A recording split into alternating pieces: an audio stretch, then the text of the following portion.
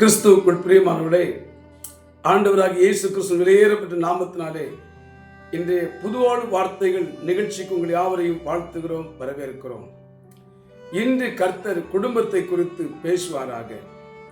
அதற்கு ஆதாரமாக லூக்கா எழுதின சுவிசேஷம் 1ஆம் அதிகாரம் 6வது வசனத்தை வாசிக்கிறேன்.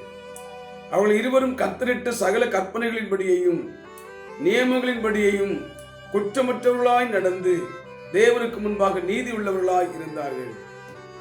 அவர்கள் ரோம அரசாங்கத்தில் ஏரோது ராஜாவாக இருந்த நாட்களிலே பைபிள் சொல்லுகிறது, சகரியா எலிசபெத் என்கிற ஒரு குடும்பம் யூதேயா தேசத்திலே வாழ்ந்து கொண்டிருந்தார்கள். அவர்கள் லேவி கோத்திரத்தை சேர்ந்தவர்கள். எலிசபெத்தை குறித்து வேதம் தெளிவாக போதிக்கிறது. இவர்கள் இரண்டுவரும் கணவன் மனைவியாக இருந்தார்கள். நெடுநாள் அவர்களுக்கு குழந்தை இல்லாமல் இருந்தது. ஆனால் பைபிள் என்ன சொல்லுது?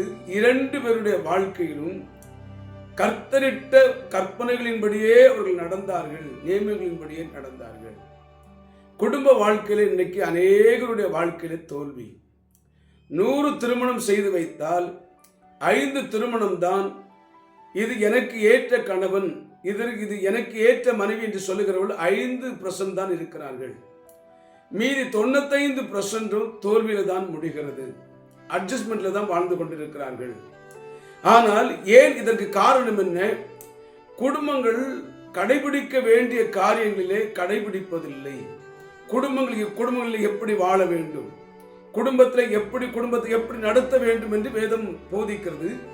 ஆனால் அந்த போதனைகளை அவர்கள் கை கொள்ளாமல் தன்னுடைய மனசும் மாம்சும் விரும்பினபடி குடும்பத்தை நடத்துகிறபடினாலே குடும்ப வாழ்க்கை தோல்வி அடைகிறது.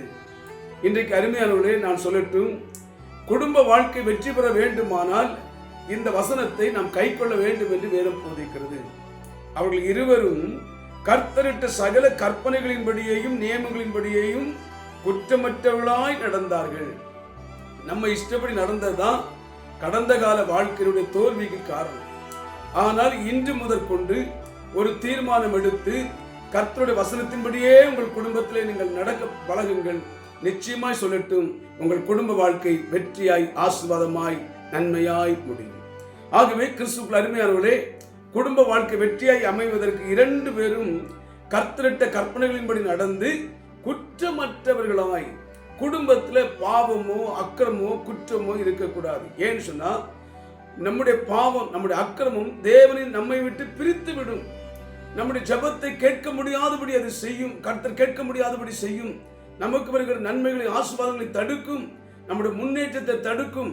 ஆகவே நம்முடைய குடும்ப வாழ்க்கை வெற்றி பெற வேண்டுமானால் சகரியா எலிசபெத்தை போல கர்த்தரிட்ட பிரமாணத்தின்படி நடந்து நாம் தேவனுக்கு முன்பாக அவருடைய பிரசன்னத்திலே நீதியாய் வாழ்வோமானால் நம்முடைய குடும்ப வாழ்க்கை ஆசீர்வாதமாய் இருக்கும். கர்த்தர் நமக்கு துணையாய் இருப்பார்.